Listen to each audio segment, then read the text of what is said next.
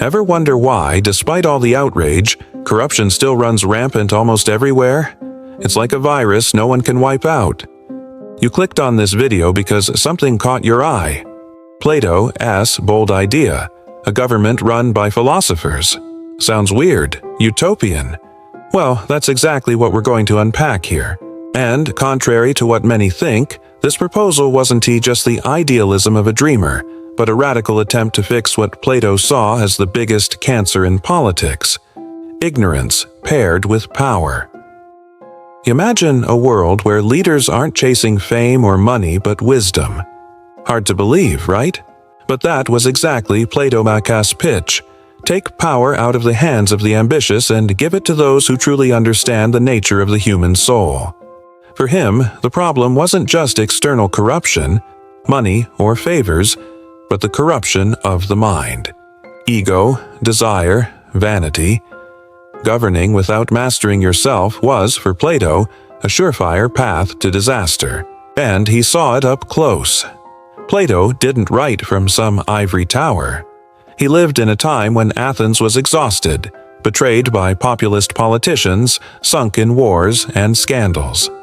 He watched his mentor Socrates get sentenced to death for speaking uncomfortable truths. He saw the game of self-interest swallow reason. That shaped his deep distrust of democracy as it was practiced, a system that put smooth talkers in power, not clear thinkers. Don't get it twisted. Plato was indeed against the people, but against the illusion that anyone can lead just because they were chosen by the masses.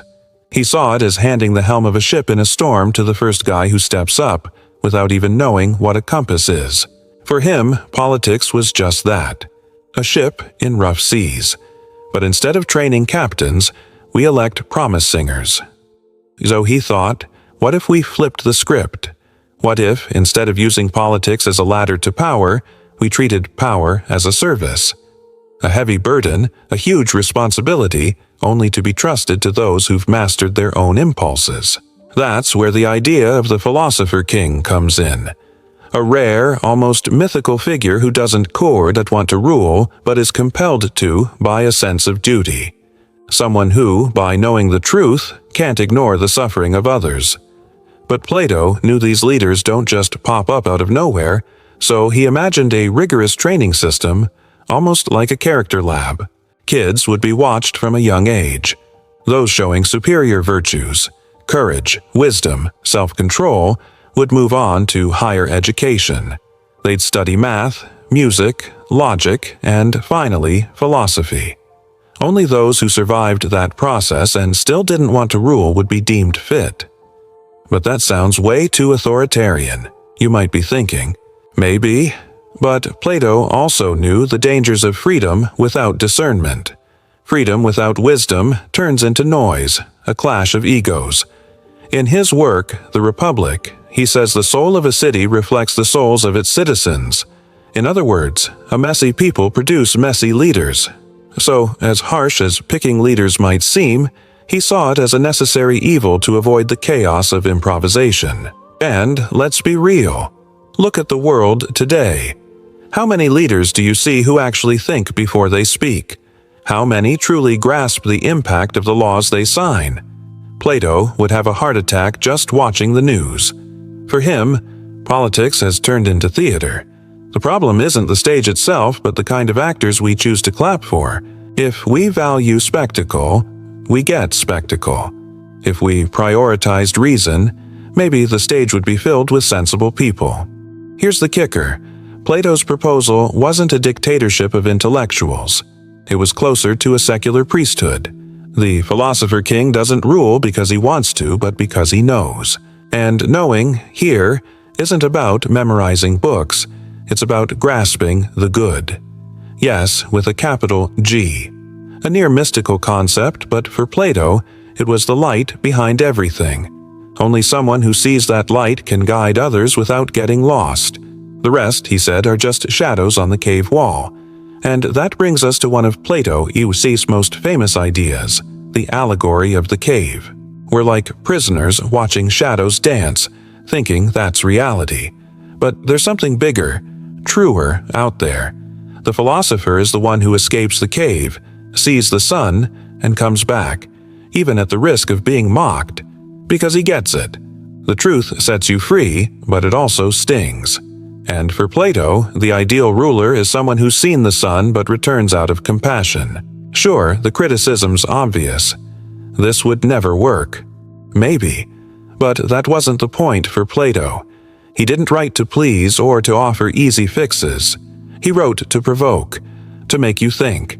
And his philosopher king idea is less a ready-made political blueprint and more a mirror.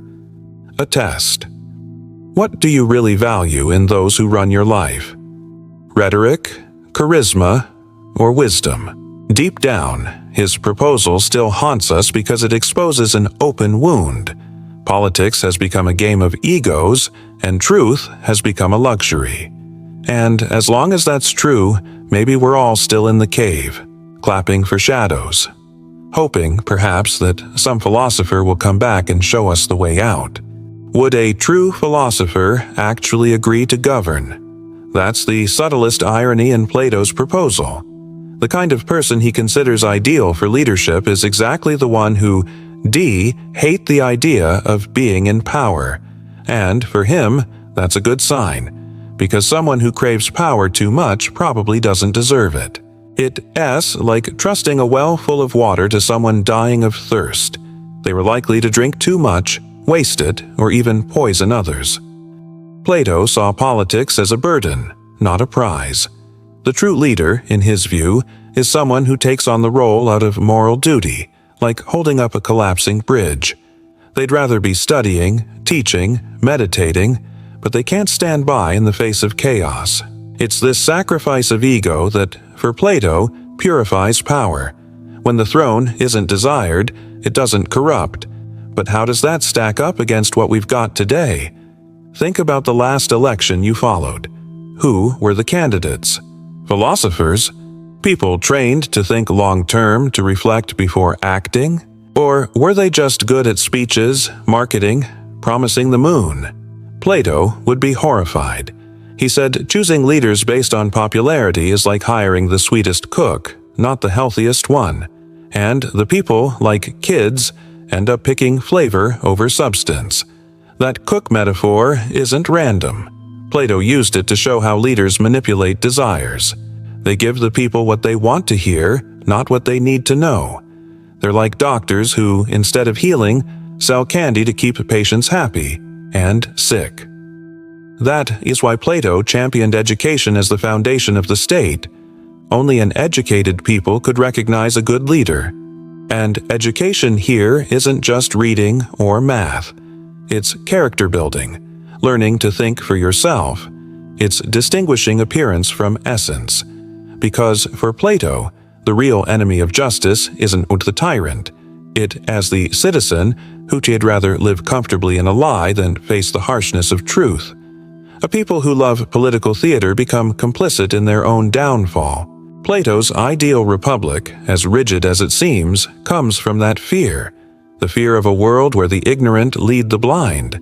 That's why he proposed a structure with 3 classes: producers, guardians, and rulers, each with their role, and only those who reach the highest level of virtue and reject worldly pleasures could rise to leadership. It's almost a spiritual order, an engineering of the soul. You might think that's over the top, maybe even authoritarian. But look around. What happens when politics is left to the loudest shouters? Corruption becomes routine. The common good becomes a joke. And the truth? It hides, camouflages, distorts. For Plato, that as not a fluke, it is the direct result of a people who abandoned virtue and chose entertainment as their criterion. And here's where Plato goes further. He says without philosophy, politics dies. Because only philosophy teaches what justice is, what courage is, what balance is. Only it can look into the human soul and navigate its maze. A leader who doesn't get that ends up projecting their shadows onto the people. They govern with fear, anger, ambition, and the people feel it and mirror it. It's striking how this vision still resonates today. How many leaders do you know who act more like mirrors of the masses than beacons? They follow the mood of the crowd, the polls, the social media trends. But Plato believed a true leader doesn't follow the people. They guide them, not with shouts, but with wisdom, not with promises, but with example. Maybe that's why Plato's been so misunderstood. Many read The Republic as an authoritarian manual, but it's really a warning, a near desperate plea. Think before you act. Be demanding about who you put in power. Don't fall for the shadows in the cave, because once you're stuck in there, getting out can cost you dearly. It might even cost your freedom. And here's the final irony. Plato proposes a government of philosophers, in a world that scoffs at philosophers. A world where wisdom feels too slow, too boring, too complicated. But maybe it's exactly that slowness that could save politics. Because where there's haste, there's error. Where there's reflection, there's a chance to get it right. The problem is, haste gets more votes. In the end, Plato's proposal might feel distant. But it doesn't need to be applied wholesale to teach us something. Maybe we'll never have a government of philosophers, but we can seek leaders who think, who study, who question, who reject power as a trophy. And until that happens, we'll keep feeling that bitter sense that even as faces change, the system stays the same, full of shadows, with no one willing to chase the light. What if the light is too bright for eyes used to the dark? Plato knew the truth stings. He said that if someone escapes the cave and comes back to warn the others, they're called crazy. And if they push too hard, they might even get killed, like Socrates did. This metaphor isn't just poetic, it's a brutal warning. Those who think differently make people uncomfortable, and those who make people uncomfortable get silenced. That's how the system protects itself. The real tragedy for Plato is that most people prefer the shadows. They're comforting, easy, they demand little. But the light? That takes courage. It takes questioning. It takes effort. And not everyone's up for it. It's easier to mock the thinker than to stop and think yourself. It's easier to trust a charismatic leader than to listen to someone talking about the soul, virtue, or self-control. And that's why Plato's proposal feels utopian. Not because it's impossible, but because it demands too much from all of us. It demands we stop treating politics like a sports team fandom, that we stop defending politicians like their family, that we start asking tough questions. And let's be honest, that's hard work. It's easier to get distracted, entertained, and then complain about the outcome like we had nothing to do with it. Plato didn't want a perfect world. He wanted a less chaotic one. A world where governing was a service, not a spectacle. Where power went to those with the most awareness, not the most applause. He knew perfection was out of reach, but that doesn't mean we should settle for just anything. When we accept weak leaders, it's not just the state that rots. It's the soul of the people that gets sick too. And there's more. Plato believed a city's decline starts with the souls of its citizens. When the soul is driven by base desires, greed, ambition, vanity, the same happens to politics. A people addicted to comfort and appearances end up electing leaders who mirror those same vices. That's why he hammered on education as the antidote. Not to create geniuses, but to create decent people.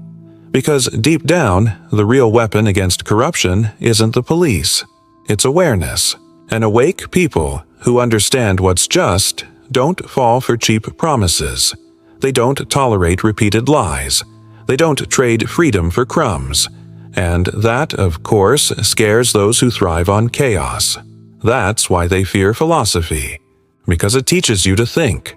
And thinking is dangerous to those who profit from ignorance. If Plato were alive today, he'd probably write fewer books and make more videos. Maybe he'd use social media to try waking people up until he got banned for being too controversial. Because the truth is still uncomfortable. And the philosopher, as always, is still seen as annoying, arrogant, weird. But without these weirdos, who's going to point out we're all in the dark? Here's the curious thing. The more time passes, the more Plato's proposal makes sense. Not as a ready-made model, but as a mirror, an uncomfortable reminder that the problem was never just the politicians. It's us. Our choices, our silences, our laziness to think. As long as we treat elections like reality shows, we'll keep living in a badly written script, full of scandals and no happy ending. Maybe we can't create a government of philosophers, but we can create a culture that values thinking, that doesn't mock people who read, that teaches kids to ask questions, not just parrot answers, because a people who think demand more, and those who govern a people like that either step up or fall. And that, in itself, is a way to put philosophy in power. In the end, what Plato asks isn't that we build an empire of sages. It's that we stop accepting mediocrity as normal, that we ditch cynicism, that we realize politics won't get better on its own. It reflects who we are, and if we want something better, we have to be better first. You don't need to be a philosopher to start. Just stop clapping for the shadows. Have the courage to turn toward the light, even if it hurts, even if it's uncomfortable, even if it's hard to explain. Because sometimes the only difference between a free people and a manipulated one is the willingness to think. And Plato, even from ancient Greece, still whispers to anyone who'll listen. Either philosophers rule, or the bad will stay on the throne. And with that, maybe the real question isn't, why don't we have philosophers in power? But are we ready to listen to one? If you like this video, consider subscribing to the channel and share your thoughts in the comments.